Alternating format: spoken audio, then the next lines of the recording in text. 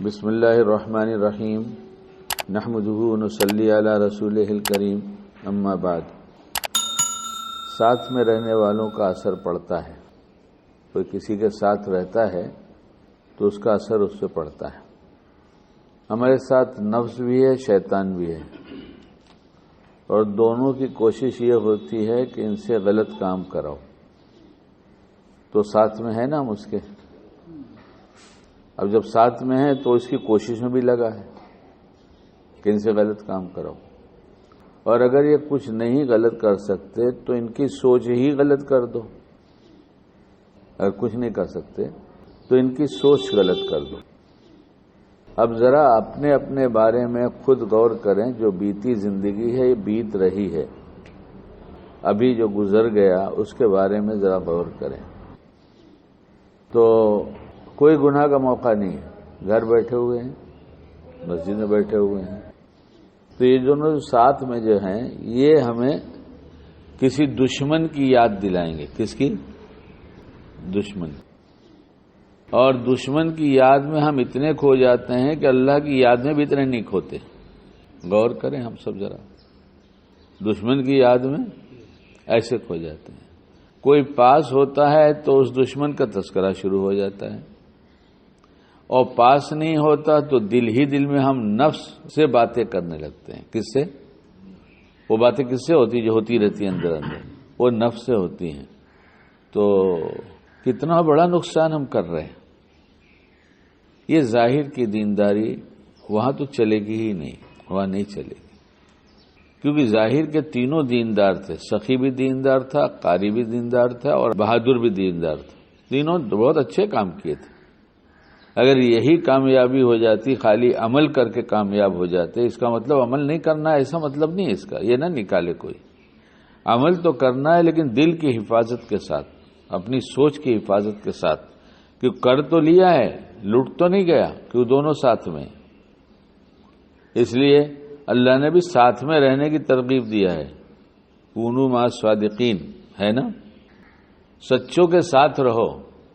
خالی سچوں کی بات سنو نہیں کہا گیا ہے، سچوں کی تو بات سنو ہی سنو، اچھی بات ہے، لیکن سچوں کے ساتھ رہو۔ سب سے اچھی بات اللہ پاک کی ہے، سب سے اچھی بات، اور سب سے اچھا کلام اللہ پاک کا ہے، کلام پاک۔ تو یہی سنا دیتے فرشتوں کے ذریعے اور سب کا کام بن جاتا۔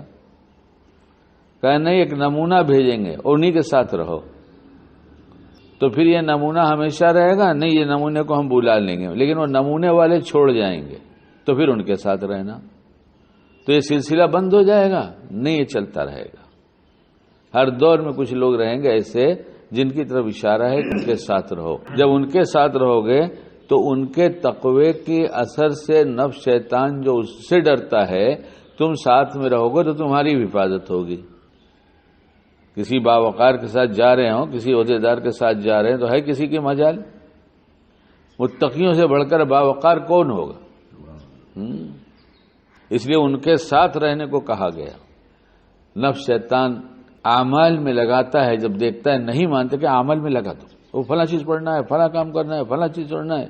اب ہم سمجھ ہی نہیں پاتے کہ کیوں کر رہا ہے، کیونکہ ایک گھڑی اللہ والوں کی کیا ہے بھائی؟ ہاں، بہتر از 100 سال طاعت بیریہ۔ کیا مطلب؟ تھوڑی دیر کی صحبت کسی اللہ والے اور کسی متقی کی، ہاں، بیریہ یعنی اخلاص والی 100 سال عبادت سے زیادہ بہتر ہے۔ بتائیے تو صحیح۔ ہم انفرادی اعمال میں لگیں، بہت اچھی بات ہے، لیکن جب اللہ والوں کی صحبت میسر ہو جائے تو اسے چھوڑو، ان کے ساتھ رہو، اس لیے کہ 100 سال کی بے ریا عبادت کا ثواب ملے گا تم کو۔ لیکن وہی جو ساتھ میں ہے وہ لوٹنے کی فکر کرتا ہے اور اچھے کام کرنے والوں کو اچھے کام کی ترغیب دیتا ہے، مگر بہت بڑے نفع سے محروم رکھتا ہے۔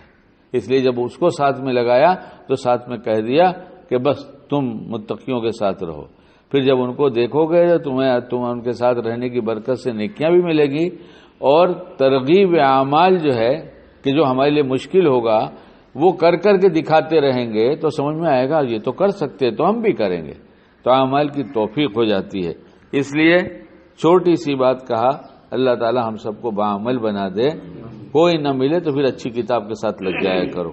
اللہ تعالی ہم سب کو کہنے سنت عمل کی توفیق عطا